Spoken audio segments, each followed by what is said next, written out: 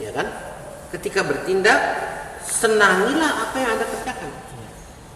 Ini kuncinya. Jadi kalau orang nanya, saya mau ngerjain apa ya? Saya mau lihat contohnya bagaimana ya? Saya tidak akan berikan. Kenapa? Saya punya tanggung jawab. Ketika saya berikan itu, dia akan tambah bingung. Mungkin nggak Pak, dari peluang misalnya sekarang ini peluang lah sebetulnya kalau itu yang ditanyakan, ya.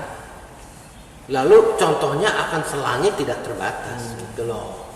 Ada orang jual kangkung sukses, ada orang yang jual gado-gado sukses, ada orang yang jual buah-buahan sukses, ada orang yang menjual cuap sukses, ya kan?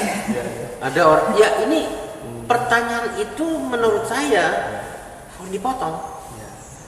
Jangan diberikan jawaban itu gitu.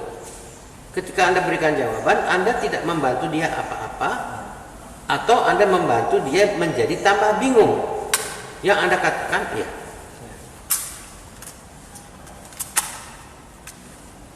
Yang Anda katakan, terserah Anda mau apa. Dan bukan tidak mungkin atau belum tentu apa yang Anda laksanakan pertama kali itu salah. Nah, cobalah yang kedua, mungkin salah lagi. Itu yang namanya Thomas Edison atau apa itu, penemu listrik atau lampu itu akhirnya jadi lampu itu adalah karena percobaan dia yang ke 1000 berapa gitu. Pertama kali gagal, kedua kali gagal, tiga kali gagal. Yang namanya Colonel Sanders, Kentucky Fried Chicken, dia membuat resep berapa ratus resep dia tawarkan ke itu, baru kesekian ratus dia baru berhasil. Tentu mereka sudah mencoba sendiri. Mencoba lagi dan mencoba lagi dan mencoba lagi. Orang itu tidak putus asa, ya kan? Lah pertanyaan Anda kan pertanyaan yang cenderung semua orang mau mempersingkat suksesnya. Ya terserah kalau bisa gitu loh. Berarti memang dan juga orang itu punya tujuan untuk sukses. Tekanannya tambah berat di pundaknya. Karena dia mau sukses, ya, saya nggak pernah mau sukses. Maunya ngalir aja Pak. Saya nggak pernah mau kaya. Lah ini mungkin bedanya orang banyak sama saya. Saya jadi kaya karena saya nggak pernah mau kaya. Saya jadi sukses karena saya nggak pernah memimpikan sukses. Lah orang-orang ini belum apa-apa, belum bertindak sudah mau sukses. Inilah yang saya katakan itu jalan pikiran kualitas sampah. Ya. Jadi pertanyaan Anda tadi itu ini jawaban saya gitu loh. Orang-orang itu mau gampang ya. Kalau memang mau cari contoh, cari aja tukang gado-gado yang sukses, tukang bakso yang sukses, ya. Mbak Yu siapa tuh yang bikin kacang goreng apa segala macam Lestari, ya Mbak Yu Lestari ya. Atau sate si siapa gitu kan, itu ada sejuta itu dan saya cenderung untuk tidak memberikan itu. Tambah bingung, majalah mau majalah apa kamu gitu loh ya, ada segudang majalah terserah, tambah bingung dia. Itu jawabannya atas pertanyaan Anda adalah saya tidak mau menjawabkan gitu.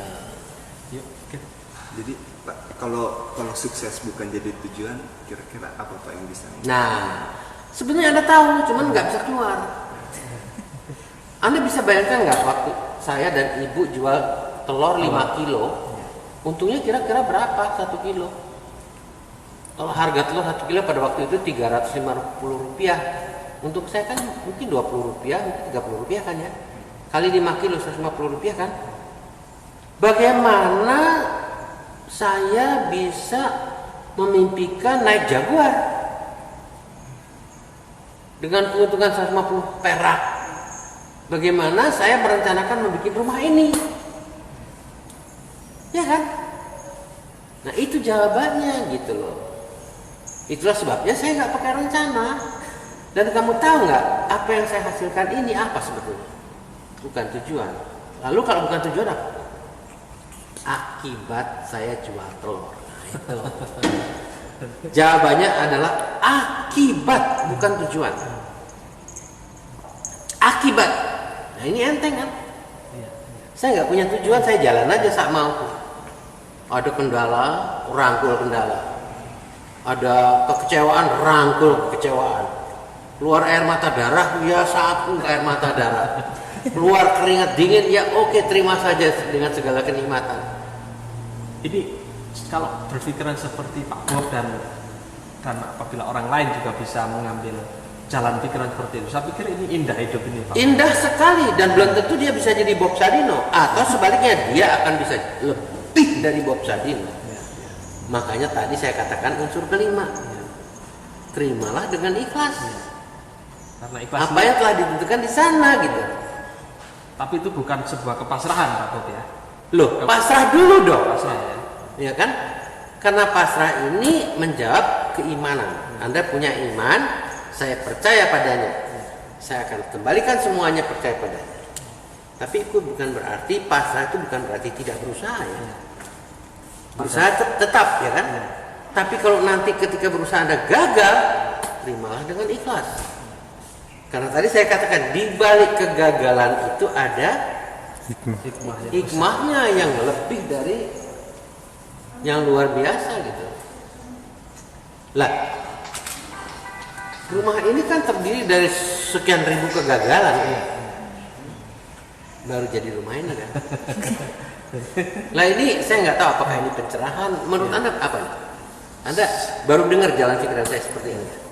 Belum pernah sebelumnya. Nah ini. Kalau saya melihat yang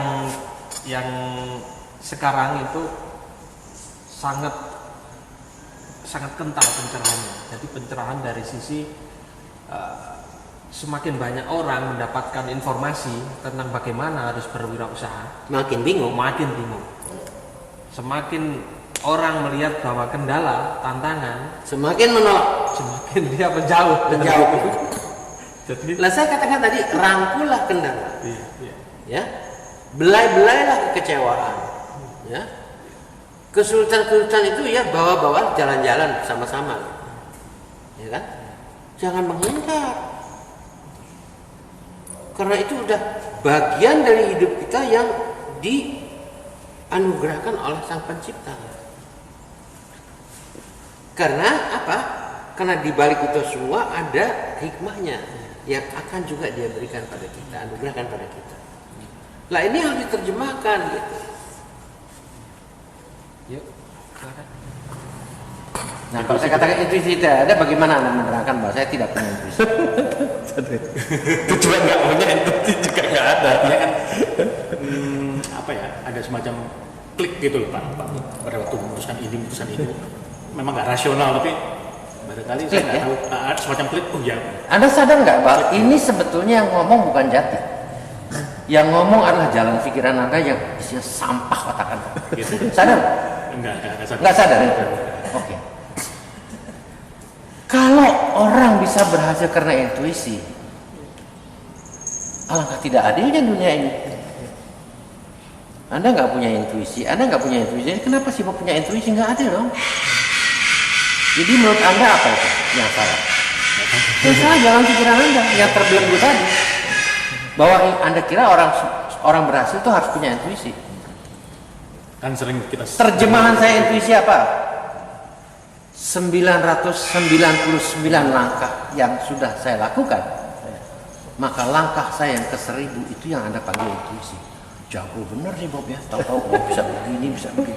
Yang Anda tidak ngerti sebelum saya itu ada 999 langkah yang saya lakukan. Seperti si Thomas Edison yang punya kegagalan 1000 kali kegagalan, tiba-tiba dia mendapatkan lampu. Twing. Ya kan? Atau yang namanya Kolonel Sanders yang beberapa perusahaan yang dia datangi gagal, tiba-tiba terjadi Kolonel Sanders yang namanya Kentucky Fried Chicken. Itulah yang otak sampah Anda mengatakan itu intuisi.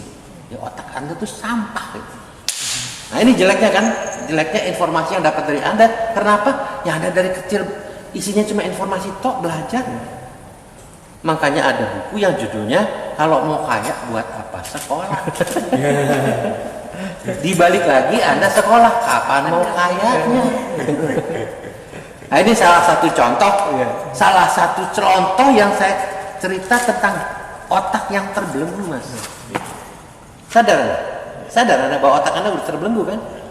Ya, artinya Anda ngomong dengan intuisi. Dari mana Anda dapat kata intuisi? Informasi, Mas. nggak ada Nah, makanya Anda bebas gitu, bebaskan ini dari informasi gitu.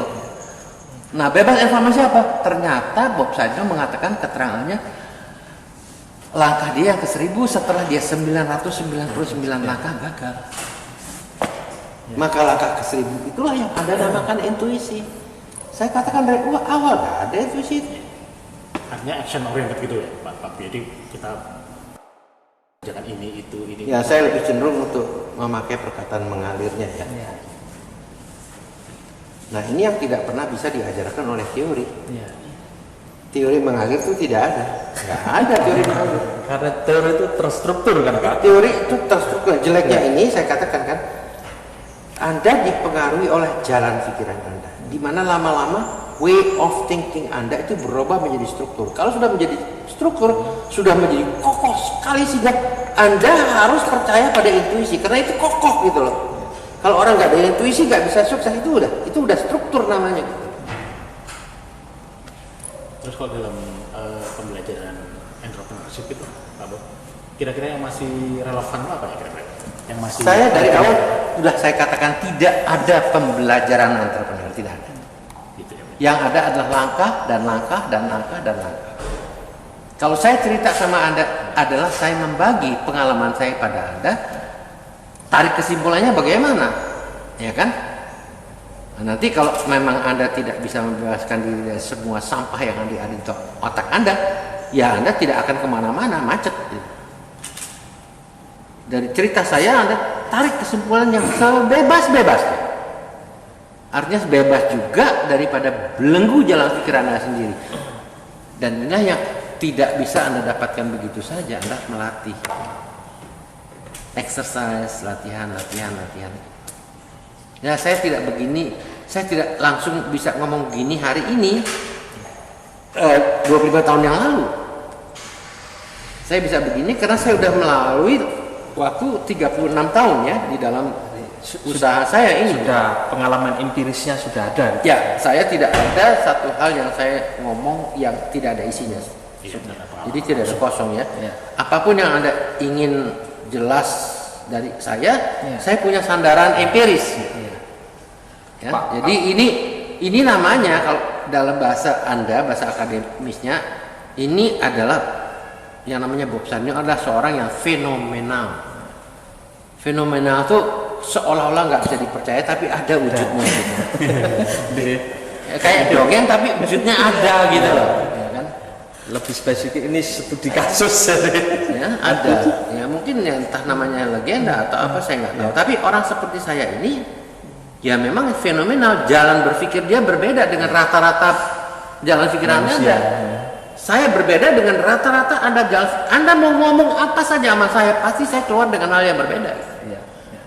Kenapa juga saya hafalkan otak-otak Anda diisi dengan sampah-sampah tadi, termasuk otak saya.